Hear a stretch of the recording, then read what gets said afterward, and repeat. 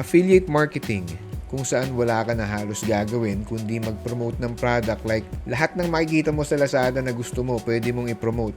Or mag-share ng link o yung tinatawag na affiliate link.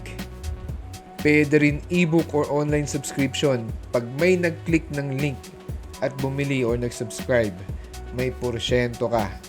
Hindi mo kailangan ng puhunan.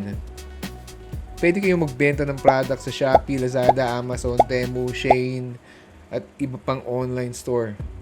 Pwede rin kayong mag-promote ng subscription ng mga SaaS or Software as a Service.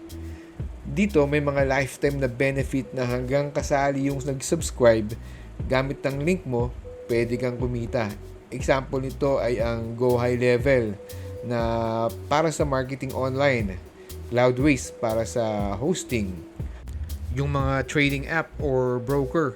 Pag may na-refer ka sa mga to, hanggat ginagamit nila yung service or hanggat nagbabayad sila ng subscription or nagte-trade or habang kumikita yung company sa mga ni-refer mo, meron kang porsyento. So ito, passive income to.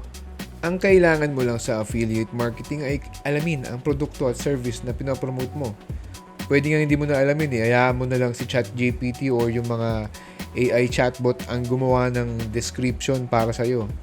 Tapos niyan, gawan mo ng video or photo or kahit text post lang sa mga social media or iba pang website. At isama mo doon yung affiliate link mo dahil doon ka kikita. Dahil once na may nag-click doon at napunta doon sa website ng binebentahan mo, like if nag-click yan tapos napunta sa product sa Amazon at binili yung product sa Amazon or kahit hindi yung product na pinopromote mo yung nabili doon sa Amazon, may porsyento ka pa rin. Ganun kagaling sa Amazon.